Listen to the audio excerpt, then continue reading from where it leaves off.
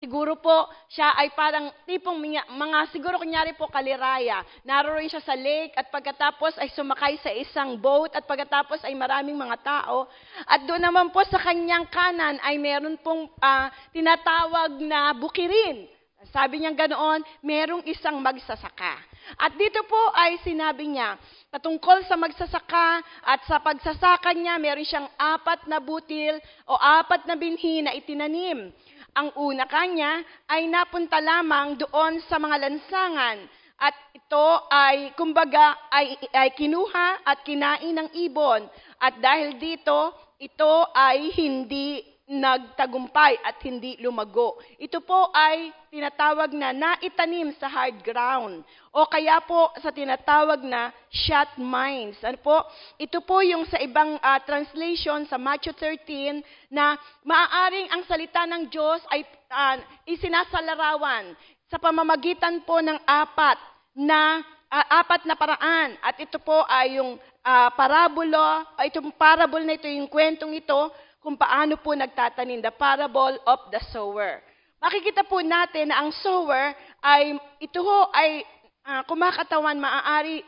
kumakatawan sa ating Panginoon at siya po ay nagtatanim, naghahasik sa atin at ang mga binhi, ito po ay nangungusap patungkol sa kingdom at yung pong mga lupa naman ay ito po ay tumutukoy patungkol sa mga tao. At sa mga tao, ito po yung kanilang isip, ang kanilang puso, ang kanila pong mga pananampalataya at ang kanilang mga reaksyon patungkol sa pagkatanggap ng salita ng Diyos. Kaya po, napakaliwanag na ito po ay inalatag ng ating Panginoon. Sabi niya ganoon, Panginoon, parang hindi namin maintindihan kung ano po ang sinabi ninyo kanina, ang sabi ng mga disipulo. Now, ang sabi niya ganon, alam nyo, kung hindi nyo maiintindihan ang mga bagay na ito, papaano nyo pang maiintindihan ang mga ibang mga bagay na ibabahagi ko sa inyo. Kaya nga, sasabihin ko sa inyo. So, ito, napaka-foundational po nito, mga kapatid. Ito po ay napaka-basic na minsan sa ating pagbabalik sa basic, ito po yung ating nakakaligtaan. At kung paano na nung una siyang lumabas ay nakita niya na ito po ay basic na kanyang itinuro. Doon po sa mga tao na sa pamamagitan nito gusto niya na ganito ang maging pundasyon. At ito ang maging matatag na pundasyon ng mga tao na makaririnig at patuloy na nakikinig ng kanyang salita. Hanggang sa ito ay magbunga. Hindi lamang ng 3 makaulit, 60 times or 100 times. Alam niyo po, ang pinaka-basic things ay napakahalaga. Kahit ito po ay sa mga asignatura, sa mga assignments natin, pag tayo po ay gumagawa, pag alam mo ang basic, alam mo kung ano yung susunod. Sapagkat mula po sa basic, nakapaloob dito, at dito po ay ipinapatong, at dito po, ito po ang sandigan ng mga tinatawag na mga advanced course o yung pong yung pong advanced o yung masyado na pong complicated na mga bagay. Pero kung alam mong basic, hindi ka maliligaw.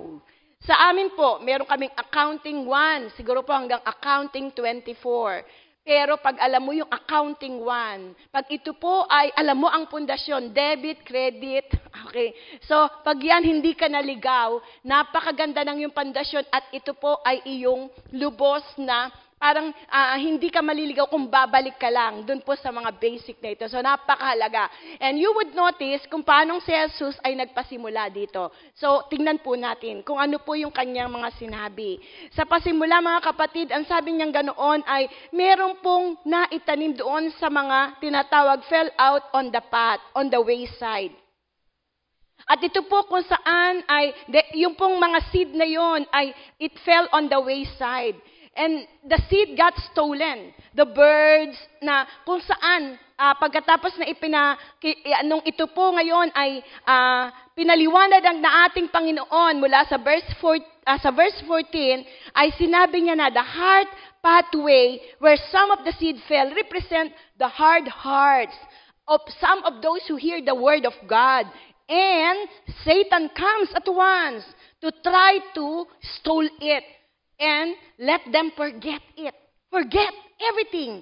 Sabing ganoon na kung saan ay kung ano ang kanilang mga narinig. Katulad po ngayon, maaaring nakikinig kayo ngayon, pero maya-maya, paglabas nyo pa lang, mula sa pinto dito sa sanctuary, hanggang sa pintuan ng kotse ninyo, nakalimutan na yung inyong mga narinig. Maaaring meron na po dyan na nag-aabang upang nakawin ang salita ng Diyos o ang puso na inilagay ng Panginoon sa bawat isa sa atin. Kaya nga naman, ang Panginoon nais niya na huwag nating kakalimutan, meron tayong tunay na labanan. At ang diablo si Satanas, he is the prince of the powers of the air. The birds. Ang sabi nga noon, the birds ate the seed. And you know what? The birds, ang sabi nga si Satan, he is the prince of the power of the air. He operates in the heavenly. Kaya nga po may mga catastrophic events, ng weather, Satan is something like he is ruling. And katulad po ngayon yung wave, yung satellite, makikita po natin kung papaanong siya po ay nagtitake domain tungkol dito at dito sa lugar na ito. So much na kung saan ay makikita mo yung pong unstable environment na mula dito, ang salita ng Diyos ay hindi naa-apply, naa-appropriate sa ating mga buhay. Kaya nga, pagkatapos nito, kailangan po ay makita po natin how are we going to survive? O how, after the service, what will happen to the Word of God? No? Kung papaanong ito ay dapat ay natatanggap natin. Sometimes makikita natin we are being untouched by the Word of God. Inasmuch as nauunahan tayo ng kaaway. At maaaring naririnig natin ito, but we do not have the intention of obeying it. Maybe we have listened to it, but Satan immediately snatched it. At makikita mo, you leave the room unchanged. Kaya ikaw ay papasok, lalabas. Labas-pasok sa simbahan, pero walang pagbabago. Mga kapatid, ano po ba yung mga nagiging dahilan kung bakit ganon ang klase ng puso na ang tawag dito yung shut, ito po yung hard hearts at saka yung shut mind o yung closed mind. Ito yung kung saan para bagang hindi tender ang puso natin, hindi po ito good soil, hindi makapenetrate ang salita ng Diyos. It depends mga kapatid, una, with the friends that we associate with. And the environment and the influence. Tell me who your friends are and I will tell you who you are. I don't know about you, pero as we grow, makikita ninyo na you want to be sharpened and you do not want to do those things na as if you are doing for so many years and yet to no avail. You are not progressing but you are regressing. So, one thing na makaka-epekto mga kapatid ng i-response natin sa Word of God at kung paano natin ito nakukuha, paano natin ito tinatanggap, ay with our friends and associate, with the literatures and the books that we are reading, with the TV programs that we are watching, with the music that we are listening. Everything na kung saan ay kinakain natin, everything na pinapapasok natin, it will affect kung anong klase ng puso ang mamomold sa atin. Kung ano ang iyong pinanunood, kung ano ang binabasa mo, ano ang klase ng aklat na iyong binabasa, kung ito ay nakapagdadala sa iyo, sa ating Panginoon, at kung ito ay nakapagpapalayo sa iyo at nakapagpapalamig sa iyo, ito yung kung saan ay yung TV program na ating pinanunood o yung pong lingwahe na ating sinasabi. Mga kapatid, malaking bagay ito upang ang puso natin ay maging matigas at ang ating mga isip ay maging sarado. Gayon din, the pursuit of pleasures. And there are things that still we wanted to taste some of the savor of this world, or even just to have a glimpse of what is inside or outside of this world. Ito nga po ay sabing paminsan-minsan lang. But if still, kung meron pa rin tayong entanglement dito sa mundong ito, mga kapatid, then you will have the tendency that you will create and you will have a hard ground. Ito po yung kung saan ang puso natin ay hindi magiging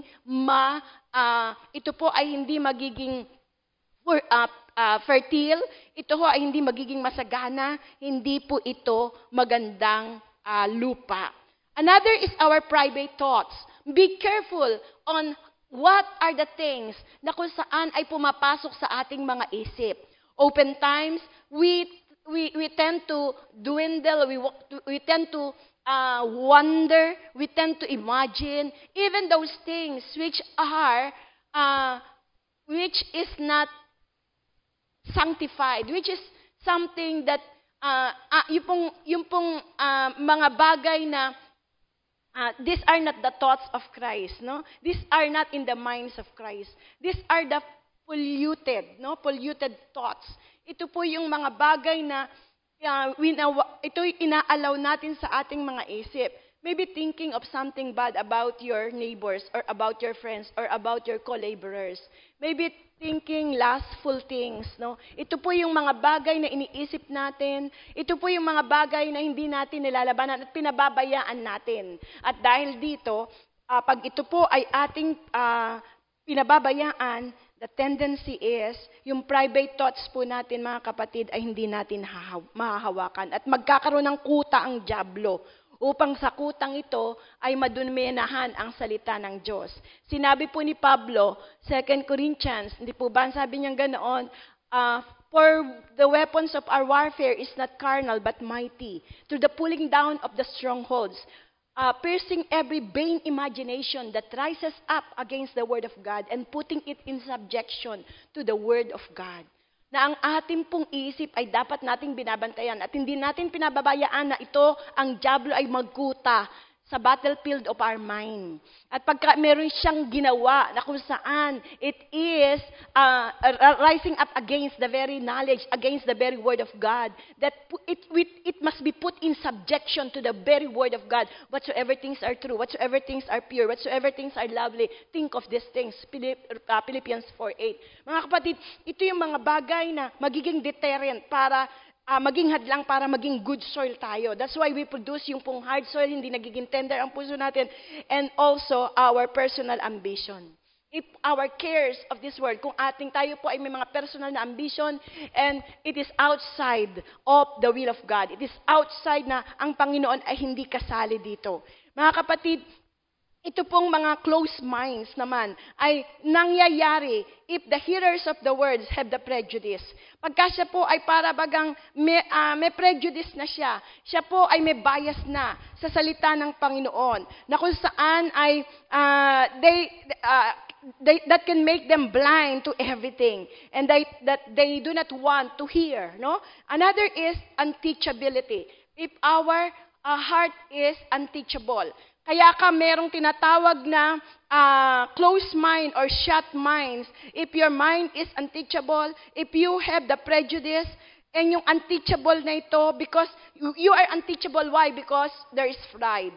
There is pride. Yung pride because you doesn't want to know anything anymore. Parang alam mo na kasi lahat, all-knowing na tayo because of pride. And another is because of fear. Yung fear naman, because you do not want to know new things or the refusal to accept the truth.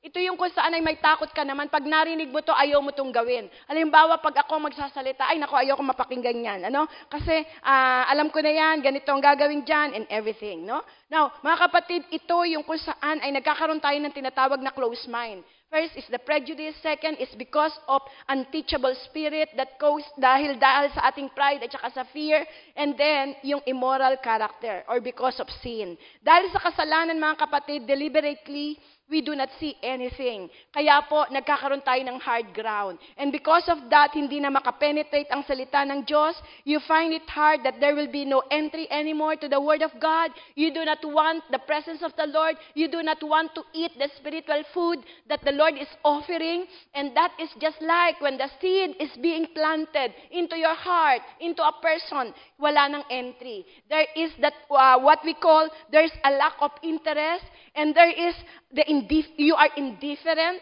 and you think that this word, these things that ginagawa natin, irrelevant na yan. You do not want to attend the prayer meeting because you cannot see any relevance doon sa kung ano ang buhay natin. Kaya nga, ang mga bagay na ito, gusto po ng Panginoon ay lubos na makita natin na ito ho ang siyang magdadala upang ang ating pananampalataya upang ang ating lupa, ang lupa na gusto ng Panginoon na tamnan ng magandang lupa o ang binhi ay tunay na maitanim, ay ito po ay binabalaan o ito po ay nananakaw, nai-snatch, ito po ay ninanakaw, ini-stall at ito po ay kinakain kaagad ng kaaway. Maliwanag po ito na sinabi ng Panginoon sa kanyang salita. Mark chapter 4 and Matthew chapter 13. Now, pangalawa, tingnan po natin kung ano po yung pangalawa.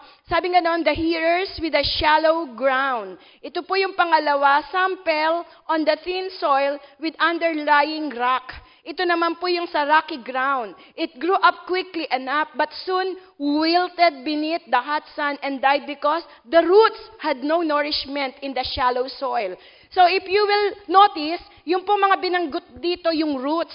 The roots, napakahalaga po ng roots na ito. Ito po yung kung saan, kung makikita natin, para bagang for a while, it grew for a while, sabing ganoon. Pinaliwanag po dito ng ating Panginoon, the rocky soil represent the hearts of those who hear the message with joy. Nung una, narariyan po with joy. But, like young plants in such soil, the roots don't go very deep.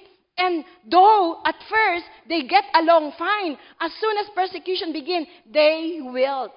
No? So, makikita natin dito, ito na yung sinabi ng ating Panginoon. Yung pong mga keywords dito, yung shallow ground, rocky road. No? Kaya po, yung road na ito ay ito po ay mabato, at kung saan makikita natin, the hearers with a shallow ground are people who fail to think things out and then think them through. Ito yung mga tao na kung saan they really just believe and grew for a while, but all of a sudden, mga kapatid, makikita natin kung papaanong sila pagkatapos nito ay they receive the word with gladness, but because it has been sown in the rocky place, nakikita natin na bagamat tinanggap nila ito with gladness, but with gladness dito, with joy, attitude with joy, and attitude with gladness, but this is only on the emotional level. There is a difference between when the Word of God has been planted on the spiritual level and on emotional level. Meaning to say, it is shallow. It doesn't grow. It has no depth. It has no roots. No? It is shallow. It is not in the spirit. Mga kapatid, ito po yung superficial. Ito yung kung saan ay makikita natin, this seed just drop into the shallow soil of our superficial soil. It dropped in the shallow soil of our superficial soul. Ito yung kung saan ay ikaw ay umaten and nung una, okay, it's fine, but yet, without you knowing it, as you as we discover it, na ito pala ay dumadalo dahil lamang sa fellowship, sa friendship. Dahil lamang siguro sa ministry, dahil lamang siguro ito sa church, sa bonding. At makikita natin na kung paano na ang mga bagay na ito ay napakadaling nawawala.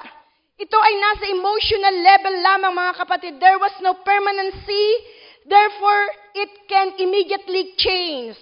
Because there is no root, no depth. It is rocky, it is shallow, and shallow people, brothers and sisters, the shallow people, whatever, because they receive it with joy. So everything that they receive, they get. So they can easily associated with sa kahit kanino, but it is shallow. It is shallow. Meaning to say, wherever they go, wherever you give them, and ano man ang mga bagay na makita nila, they wanted it. Ano man ang mga bagay na kung saan ay maranasan nila, they just accept it. But you know what? It is only in emotion level. They react on emotionally, but no commitment, but no sign of commitment whatsoever.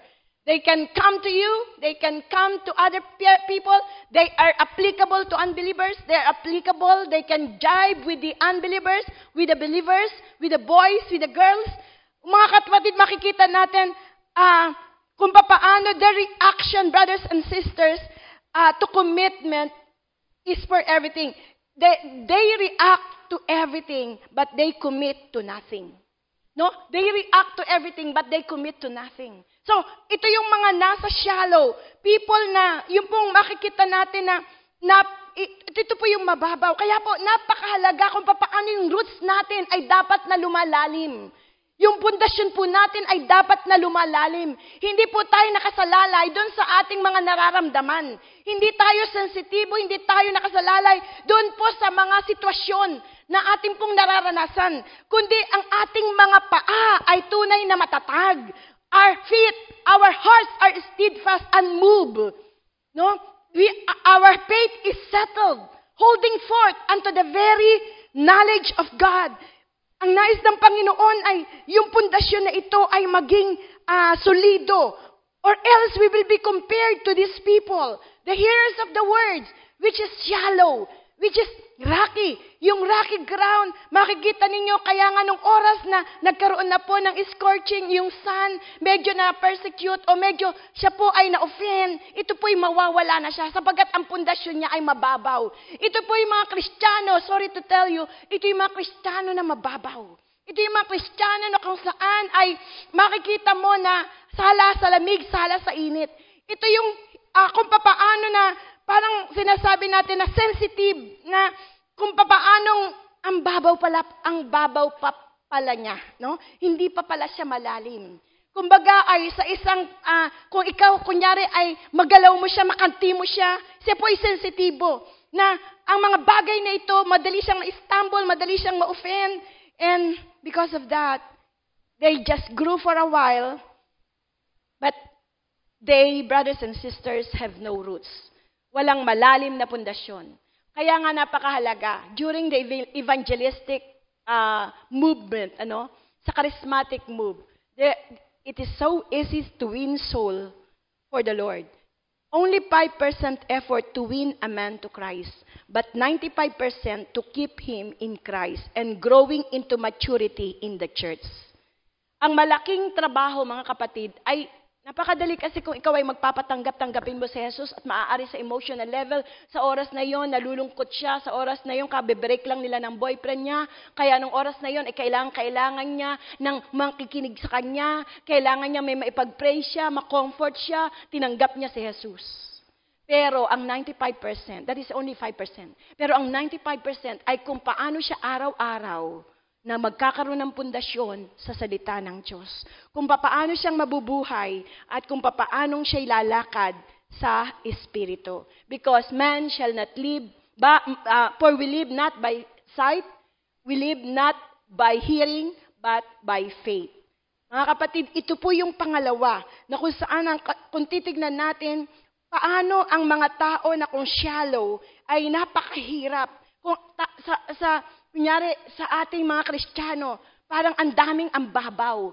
Kaya nga po, maraming Kristiyano, sinasabi natin Kristiyano na pero minsan may question mark. Talaga bang Kristiyano? No? Kaya nga, ewan ko kahit nga po nung itong nakaraan, yung mga pabebe, tama ba ko? Yung pabebe, no? Yung nag-away, parang sinabi yata na ang babaw naman ng mga Pilipino. Amen? Tapos, nagalit sila sapagkat ano ba ibig sabihin ng kababawan? Okay, anong gusto ninyo? Maging seryoso kami? Maging yan. Kaya tingnan nyo kung ganyang kababaw ang mga Kristiyano. Kung ano yung craze, kung ano yung fad, kung ano yung kung ano yung uso, yun. Yung pang emotional reaction, a sudden enthusiasm can always so quickly become a dying fire. Ito yung Siguro hindi tatagal yun na isang buwan, yung mga pabebe, no?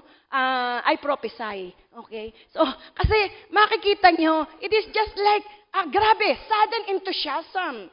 Sudden enthusiasm can always so quickly become a dying fire. A dying fire. Nung nakita ko po yung pabebe, yung babae na hindi nagsasalita, ako ho ay nangangawit. No? Could you imagine na panoorin mo to araw-araw na nakakangawit? Isang buwan lang ho yan, wala na. Okay? And I prophesy. Okay? So, I mean like, siguro hindi po ito ang attraction natin mga kapatid, pero ito yung sinasabing ambabaw.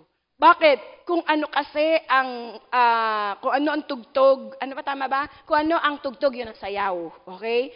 Now, it's so hard, brothers and sisters, to work with somebody with no roots. Pag walang pundasyon. Kahit nga yung tao na kung saan, minsan, kunyari ay grade 6 na siya, tapos hindi pa siya marunong ng basic na multiplication, division, addition, at saka subtraction. No? MDAS, hindi pa niya alam yan. Hindi ba ikaw din ay parang sasabihin mo sa, hindi mo po ito alam? Alam niyo po, sa mga Kristiyano, napakahirap din po na kumilos at napakahirap din pong kasama yung pong tinatawag na walang roots. It's so hard to work with somebody with no roots. And lalo na, it's hard na makasama mo at lalong mas mahirap na mapangasawa yung mga Kristiyano o yung mga tao na walang ugat. Bakit po? Sapagkat they are changeable.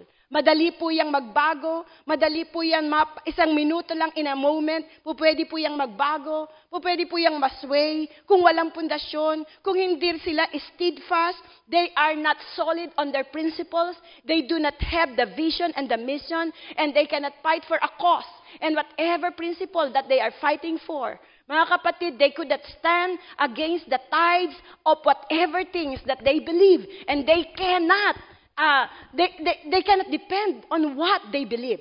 Why? Because they are shallow. They have no roots. Hindi nila alam kung ano ba ang kanilang pinaniniwalaan. Ano ba ang kanilang mga prinsipyo. So it's really hard. It will change it. Example, hindi po ba ako pagka meron pong nag-a-apply na teacher, makikita ko na ilang taon na siyang nagtuturo, no? Bilang isang guro. Siguro po 10 taon na siyang nagtuturo. Pero kung makikita mo, 12 eskwelahan ang kanyang pinasukan.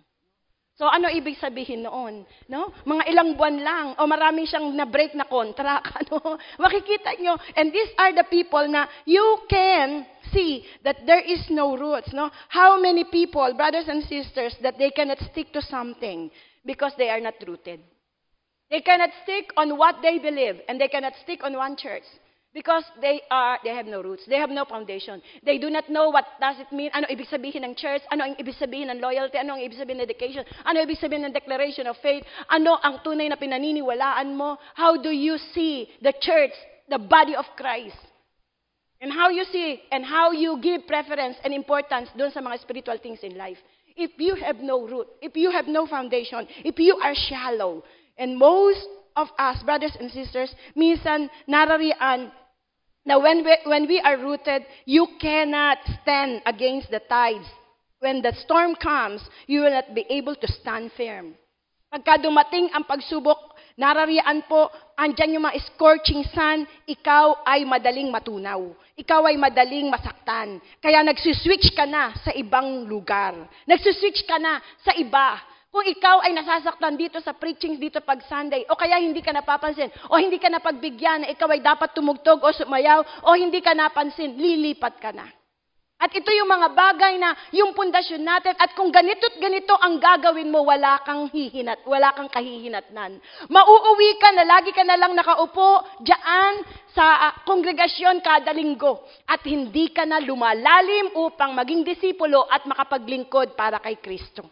Mga kapatid, pag tayo ay mababaw, napakahirap nito. Pag wala tayong tunay na pundasyon. You are just here for the sunshine, not for the rain. You are here for good time, not for tough time. You are here for pleasure, not for pain. People are with you when only they are in good times. When everything is good, then they are with you. But when everything is bad, when problem comes, then you cannot find them. These are the shallow people. And I pray, ito po, pinapakita dito ay mga binhi. Itinatanim ito sa mga puso ng bawat isa. At mula po dito, ang pangalawa makikita natin, ito'y naitanim sa isang mababaw at sa mabatong ground, sa mabatong lupa. Makita natin mga kapatid yung pangatlo. Tignan po natin yung pangatlo. Hearers who have so many interests in life. Ito naman mga kapatid ay yung kung saan ang pangatlo, and these are the thorny grounds. These are the thorny grounds. The other seed fell among thorns. that shut up and crowded the young plants so that they produce no grain. So makikita natin kung anong ibig sabihin nito. Ang sabing ganon, the thorny grounds represent, verse 18, the hearts of people who listen to the good news and receive it. But all too quickly, the attraction of this world and the delights of the wealth and the search for success and lure of nice things come in and crowd out God's message from their hearts so that no crop is produced. Mga kapatid, ito po yung tinatawag na kung saan ay naroroon yung thorny. Ito po yung weeds, ito po yung tares, ito po yung thistles, no? Kung saan ang mga itinanim dito, yung mga natanim dito, nung nagkaroon na po ng thorns and thistles, makikita po natin, ito po ang nag-choke at ito po ang siyang naging dahilan upang hindi mag-produce ng bunga. And it represents the deceitfulness of richness, the deceitfulness of richness, and the lust for other things. Ito po ay magkambal, the lust and deceits. Hindi ho yan po pwedeng maghiwalay. Lust and deceits. If you have the lust, then you have the deceit. If you have the deceit, you have the lust. That is the twin of destruction. Mga kapatid, ito po yung kung saan the richness or the deceitfulness of richness. It is how are we worshiping those things that are in this world. And mind you, this lust and this deceit, the deceitfulness of richness and the lust for other things, they promises something they will not deliver. You know, lust promises something that it will not deliver. And something also, and even so, the deceitfulness, yung riches, yung materialism, it promises something that it will not deliver. It is just like, mga kapatid, kung papaano na ang mga bagay na ito ay tunay na nakakabulag doon po sa mga Kristiyano.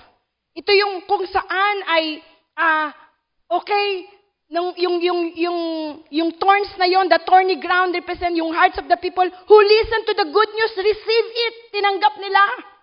Pero mga kapatid, hindi sila nakatagal nung yung oras na yon na-attract sila sa mundo.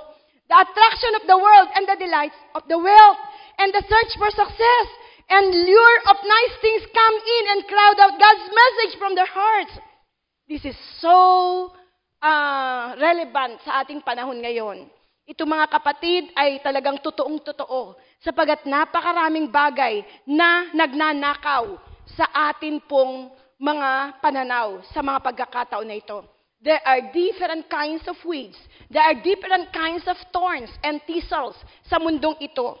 You know what? There are three kinds of weeds. First is the cares, the anxieties, the worries, and the interests of this world.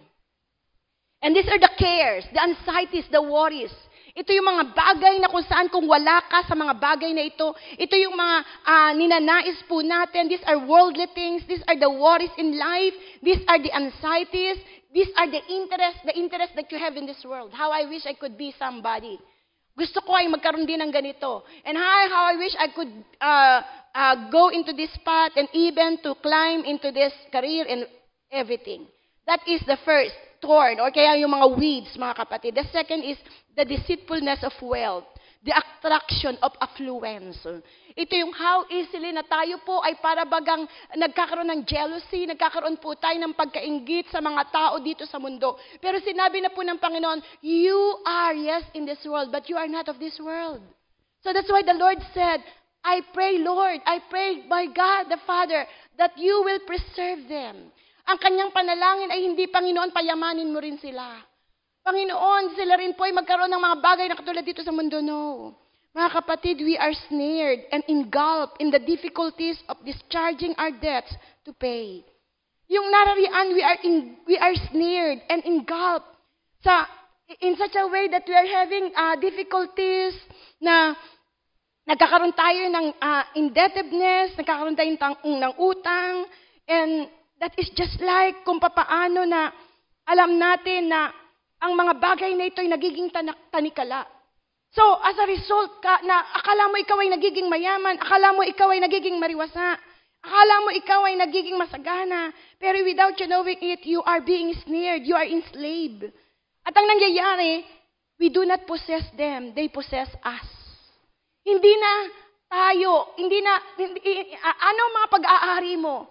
Ito, mga bagay na ito, hindi, sila ang nagmamay-ari sa'yo. Lalo na pag ang salapi ang naghari sa'yo. Sila ang maghahari sa'yo. Sila ang magdidikta kung anong gusto mo, kung anong gugustuhin nila. And later on, you will be chained. Tayo po ay magiging in bondage sa mga bagay na ito. Mga kapatid, always remember, ito po yung the deceitfulness of wealth. So yung una, yung cares, anxieties, worries, interests of this world. The second is the deceitfulness of wealth, the attraction of affluence. Ikatlo, the covetousness for things, the magnetism of materialism. No? How this materialism is magnetizing us. Ito yung kung saan ay nahihypnotize tayo ng every form of materialism. And this is now the system of this world. Ito yung kung saan ay merong kang tinatawag na lahat ng mga bagay sa mundong ito, even those poor na makikita natin. Kahit nga po yung magbabalot ay may cellphone. Kahit po yung mga yung mga, ang tawag dito, sa mga, yung pong mga nagtatrabaho sa basurahan, narariyan po ay meron din silang cellphone. Kami po ay nagpagawa ng bahay, wala akong makita na trabahador na walang cellphone. So, lahat po sila may cellphone. Kada break, andun na sila sa cellphone. Are you still there? Mga kapatid, ito yung mga thorns. Ito yung mga weeds. Ito po yung mga bagay na kung saan ay mag-choke sa ating. Kaya nga po, ito'y pinapaalahanan tayo na kung saan ay wag po natin itong pabayaan na umusbong sa ating buhay o sa ating buhay Kristiyano. Because if you are going to worship these things, you are committing the sin of idolatry. So, sabi pong ganoon, dahil po dito, makikita natin, the hearers, ito yung kung saan ay it crowded, no? Dahil po ito po yung modern life increasingly crowded and fast, no? Ito po yung dahil sa kung saan ay nagiging napaka-modern ang buhay at nagiging napakabilis, nagiging crowded sa maraming bagay dahil dun sa mga binanggit ko. At dahil dito para tayong nasa fast pace, so we became hearers who have so many interests in life that open the most important things get crowded out. Hindi dahil sa mga masasamang bagay, kundi magaganda ring bagay, pero ito ay nagka-crowd sa bawat isa sa atin. Mga kapatid, itong modern life increasingly crowded and fast. We become too busy to pray. We become so preoccupied with many things that we forget to study the Word of God. We become so involved in committee and good works and charitable services that we leave ourselves no time for Him, from whom all love and service come. Our work can take such a hold that we are too tired to think of anything else. It is not because, mga kapatid, that we are doing bad things. Pero tandaan po natin, it is not the things that are obviously bad which are dangerous. It is the things which are good. For the second best is always the worst enemy of the best. Hindi dahil sa gumagawa ka ng masama, kundi mga kapatid, the good things are crowding you so fast. In this fast, modern life, increasingly crowded life. It is because of all these things na akin pong sinabi sa inyo. There are cares, there are anxieties, there are worries, there are interests, and there are deceitfulness, the wealth, the affluence, the covetousness for the things of the material things. And these are the things without you knowing it, you do not possess them, but they possess you. And because of that, ito po yung sinasabi, it crowded you. Ito po yung kung saan ay, yung mga thorns at saka yung mga thistles, ito po yung nagguro. At dahil dito, ikaw ay kung saan ay nasusugatan ito, dahil diyan ay hindi ka lumago. So tandaan natin, it is not the things that are obviously bad, which is dangerous. But, it is the things that are good. For the The second best is always the worst enemy of the best. The second best is the worst enemy of the best.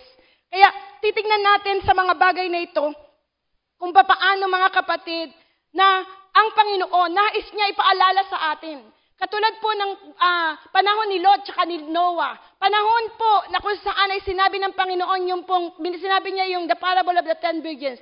Panahon na nangumbinda ang Panginoon doon po sa kanyang supper o sa kanya pong mahabang dulang. At pagkatapos they are so preoccupied. Nasabi niya ganun, kabibili ko lang ng baka, kailangan ko itong bisitahin. Kabibili ko lang ng lote, kailangan ko pupuntahan. Kakasal ko lang, kailangan ko asikasuhin muna. May masaba ba dito? Wala. Makikita natin on the last days, just like in the days of Noah and Lot, they will be busy marrying, drinking, eating, building. May masama ba dito? Hindi. Kumakain tayong lahat, umiinom tayong lahat, hindi ng alak. Tayo po ay nagbibuild, tayo po ay kung saan ay maaring nagbubuo tayo ng pamilya, tayo po ay nagbibigay at tunay na itinatayo natin ang ating pamilya. Ang mga bagay na ito hindi masama. Pero ang mga bagay na ito sa manghuling araw, ang magdadala sa atin para mapalayo sa ating Panginoon. It is not even that we deliberately banish prayer and the Bible and the church from our lives. Hindi dahil sa tinanggal mo ang Bible, ang panalangin at ang pagdalo sa ating buhay. It can be that we open think of them and intend to make time for them.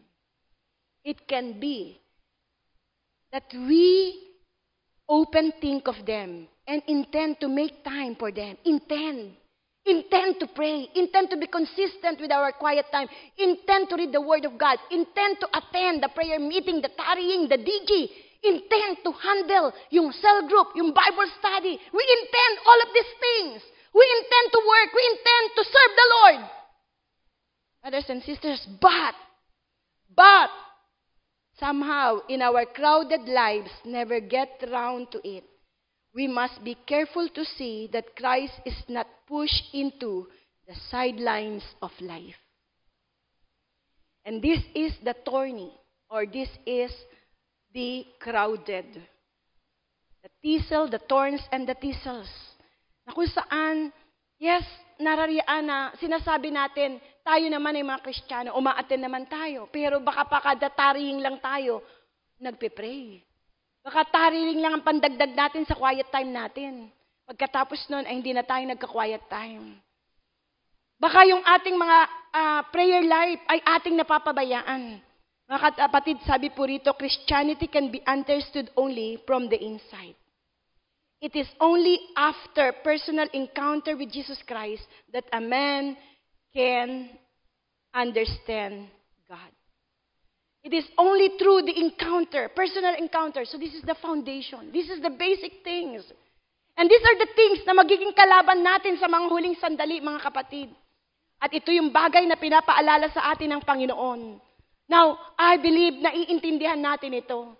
Ito yung kung saan the battle within is how these things, itong mga weeds, thistles, itong mga thorns na ito, itong mga rock, itong mga stony heart, yung hard ground, itong mga bagay na ito na siyang tunay na magkakaroon ng puwang sa ating mga buhay upang mawala yung ating pinakapundasyon at bunga. At kung minsan pa, tumigil ka nga lang dun ang ibig sabihin, baka ang pundasyon may mababaw. Gaano ba kalalim ang pagkakristyano natin? Yun ang tanong. Parang ang mga tanong dito, what is growing in the ground of my life? Ano ba ang itinatanim? Ano ba ang tumutubo sa lupa ng aking buhay? Ano ba ang tumutubo? Ang tumutubo ba rito ay kung paano maalab na mas lalo ako na narariyaan na, mas nalalapit doon sa aking career. Walang masama sa aking pamilya, walang masama sa aking negosyo, walang masama. Pero kung ito ay nagpapalayo sa iyo sa Diyos, at ito ang nagka-cloud ng iyong buhay, at ito na ang nagbubuo, at ito na ang siyang nagpapaandar ng ating buhay, tatanungin na po natin, what takes the most space in my life? Tingnan natin kung ano palagi ang iniisip natin, yung bang Facebook, yung bang ating email, yung bang ating mga ka-chat, yung bang ating gagawin pagdating natin sa bahay. What takes the most space in my life? Your time. Okay, And what occupies most of my time and attention? So, this will determine kung asan tayo sa mga lupain na ito. 4 ang lupain. The hard ground, makikita po natin, pinaliwanag ko sa inyo kanina, and then the stony, and then the rocky ground, and then the thorny ground. So, ang mga bagay na ito ay titignan po natin. Baka ito'y nakakaisa sa atin. At dito nakasalalay ang ating pundasyon. Pero ang ika-4, and this is the good news, meron pong pang-4, the good ground. And that is the good soil. But praise God, ang sabing ganoon, ang ika-4 po na sinabi ng Panginoon, but, as the Lord tell the story, but some of the seeds fell into the good soil and yielded 30 times as much as he has planted. Some of it even 60 or 100 times as much. If you have ears, then listen. What does it mean? Ang sabi po rito sa verse 20, but the good ground, the good soil represents the hearts of those who truly accept God's message and produce a plentiful harvest for God. 30, 60, or even 100 times as much as planted in their hearts. Mga kapatid, ang mabuting balita, mga kapatid, ay meron pong good ground. At yung good ground na yon, bagamat kung titignan natin ay 25% kasi 1/4. Kasi po, 3, kumbaga sa 4, isa lang. Kaya kumbaga ay 25% lang siya, 1/4, yung 3/4 hindi magaganda. Pero ang maganda rito, yung 1/4 na yon, it yields fruits. It yields disciples. At ito ay nag-produce ng 30, 60, 100 times. And this is something that put a smile to the sower. Kung saan yung farmer na yon, bagamat alam niya na yung mga ibang binhi ay hindi bubunga. Pero sa puso niya, alam niya yung mga itinanim niya at inihasik niya. Ito naman ay magbubunga. Magkakaroon, mag-i-sprout yung pong mga blades dito at magkakaroon po ito ng shoot at magkakaroon po ito ng bunga at ito po ay lalago. Some 30, 60, and 100. Will you say amen to that? Amen. Kaya hindi po tayo talunan. Amen. Amen. Palakpakan po natin. Bagamat yung pong mga marami o yung 3 parts nito ay para bagang ito po ay tinatawag na hindi maganda, pero yung good ground, makikita po natin how it received the word. Their minds are open. They are at all times willing to learn. They are prepared to hear. They are neither proud. Hindi po sila proud. Hindi po sila busy to listen. They are listening to the voice of God. That's why they seldom fail. They seldom kung saan ay naliligaw. Hindi po sila nadiderail. And such people understand. They think and they know. They translate their hearing into action. Ang kanilang mga naririnig ay ginagawa nila. Therefore, these hearers of the words, first, they listen, they understood, and they obey. Sila po ay nakikinig, sila po ay nakakaunawa, hindi po close ang mind nila, at sila po ay sumusunod. Sa lahat ng mga bagay na nakasulat dito sa salita ng Diyos, tinatanggap po nila ito ng maluwag. Tinatanggap po nila ito ng may kalayaan. At dahil dito makikita natin ang tagumpay. Now, mga kapatid, before we pray, as I have discussed to you, kung ano po yung sinasabi tungkol doon sa mga seeds, kung anong ibig sabihin nito, o doon sa ground, kung ano po ang nagre-represent sa mga ground. Tingnan naman natin mga kapatid, yung pong nagtanim. Parang yung nagtanim, kung titignan po natin, para bagang siguro, kung makikita, parang ang lungkot. Bakit parang 3/4 hindi maging mainam, pero yung 1/4 lang ang parang naging matagumpay? It's just like siguro panahon ni Jesus, na siya po ay nagsasalita, siya po ay nangangaral. Pero katulad po ng sinato, siya po ay pinalayas doon sa sinagoga, si Jesus po ay pinipersecute doon sa temple, at siya po ay hinahabol ng mga Pariseo. Makikita po natin na pag siya rin ay nangangaral, ang dami-daming tao, pero hindi naman lahat ay nakikinig. gusto lang nila ay yung himala. Hindi naman sila talaga ay malapit sa puso ni Jesus. Ang gusto lang nila yung pagpapala. Ang gusto lang nila yung regalo. Hindi po yung nagbibigay ng regalo. And they worship the creation. Hindi po yung creator. Makikita natin kung paano ang mga bagay na ito ay para bagang nakaka-disappoint. Doon po sa mga nagtatanim. Para bagang dahil dito, nakikita natin na hindi yata matagumpay ang ministeryo ni Jesus.